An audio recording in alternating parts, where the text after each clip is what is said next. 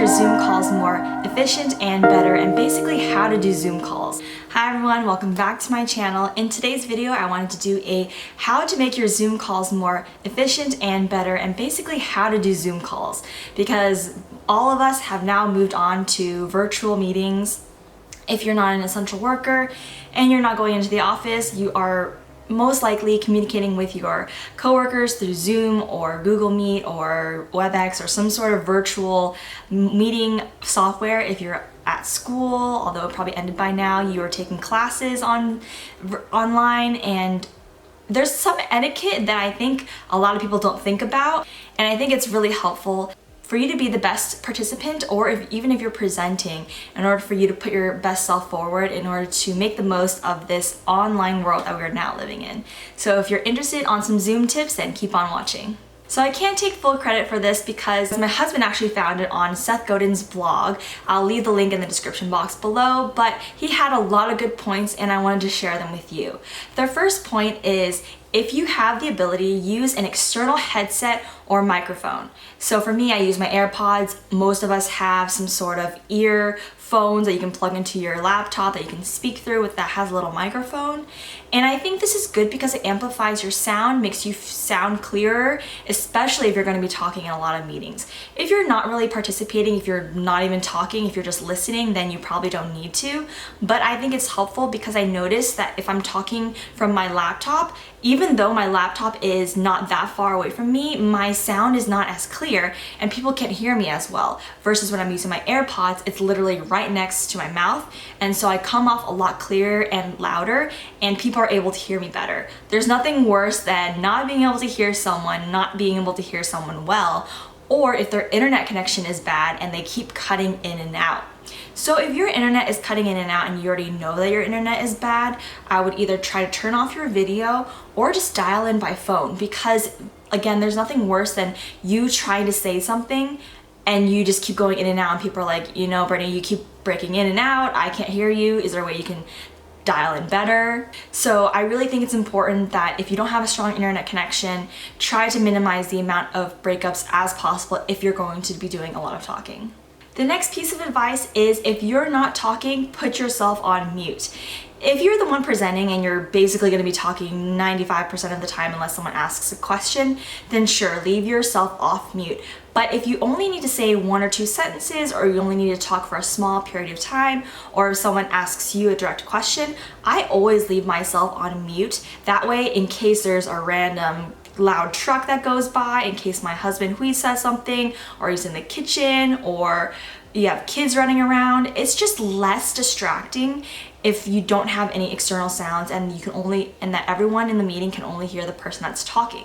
And another tip if you use Zoom is that when you press the space bar, it actually unmutes yourself temporarily. So you can kind of use it as a microphone. If you just want to say something quickly, you just press down on the space bar and talk. So that's a great tip if you don't want to have to keep unmuting and muting yourself. I also find, and I'm sure you guys are also annoyed at those people who don't realize they're not on mute and are talking, and everyone is either too nice to say something and they're like, such and so, do you mind muting yourself? When you join a call, please make sure you are on mute if you're not talking in the beginning. That way there's no confusion, that way there's no issue with background noise. This etiquette is just really important to make sure that everyone has a smooth meeting and that you're not distracting from anything. The next tip is, if you're on a video call, don't eat during a meeting. Don't be distracted during a meeting. If you need to go do something, just take your video off and go do it. If you aren't going to be doing anything during the meeting except a passive listener, just don't turn on your video. Obviously, if it's a one-on-one meeting, you should turn on your video because it just helps with the physical interaction to have some sort of cues, facial expressions. It's just nice to be able to see the other person if you have the ability. But if you're just a bystander in a 50-person meeting, you probably don't need to turn your video on. But I think it's always good to err on the side of turning your video on, especially if that's the culture in your company or your school, because at least for me, most people put their video on, and it just helps everyone to feel a little more connected during the meeting. A little tip for lighting.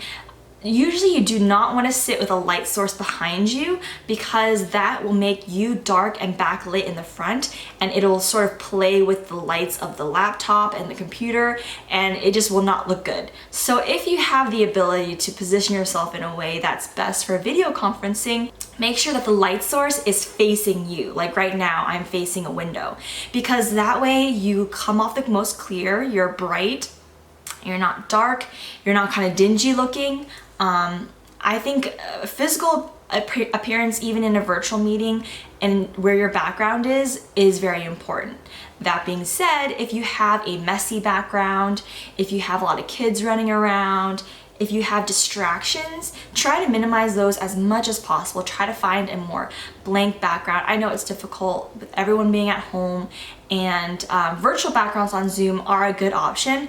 You don't want something that is very distracting, however. I know there's people that use moving ones, funny ones, weird ones. I think if you're in a professional setting, use a more plain background, use a company logo even, something that is very simple, that doesn't distract. I'm sure if you're meeting with clients or customers, you don't want to have some crazy weird background in the back. For me, where I sit, usually you can see our shelf and our couch. So I always make sure that my couch is clean, that everything is put away, that if there's any blankets, they're folded, because it just looks messy. And it probably only takes a few minutes to just tidy up the area behind you. I know one friend even suggested taking a picture of your perfect background and using that as your background. Or some people took pictures of their desks and the desk situation, and it looks like they're in the office. I think something like that makes you feel a little bit more normal and not as distracting. A few other tips for when you're on video calls is that when you're talking, look at the lens, look at the computer, look at the webcam, and don't, look over here or look over here or look down or look at yourself. It's a little distracting, and again, especially if you're in a one-on-one meeting, you want to look like you're talking to that person, and if you're called on or you need to speak, you want to be like you want to look like you're engaged and that you're speaking to the entire group instead of being distracted or looking off in some weird area. So I think making sure you make eye contact with the lens or the webcam is very important. Also, if you are speaking, try to speak slowly, don't speak fast. I realized that in video conferences, a lot of the social cues that you normally have when you're talking to someone in person aren't there anymore. And so it's often easy to talk over someone or to rush what you're saying or not enunciate well. You want to make sure your point gets across well and that your colleagues understand you. If you are joining on a phone and you're turning your video on, don't be walking around with it, being distracted. There's too much stuff happening in the background. If you're using your phone, either turn off your video if you're going to be walking around, or set it down so that it's stationary, because again, you don't want to be distracting to everyone else in the meeting, especially if you need to talk. I have two more tips. This next one is if you're screen sharing. So if you're doing a presentation or you need to share your screen, or even if you think you might need to share your screen, I always like to be ultra prepared, and I take that tab out as its own separate window. And when I screen share, I only screen share that one window. I'm sure you've had those instances where people share their screens, their entire computer. You see all the embarrassing tabs they have open. I don't know what tabs you have open. I just think it's a lot cleaner to just have one window showing with whatever you're showing, and that way you don't have to go through different tabs, open multiple windows. Another thing is to turn on your Do Not Disturb if you have a Mac. Turn off any notifications, any external sounds.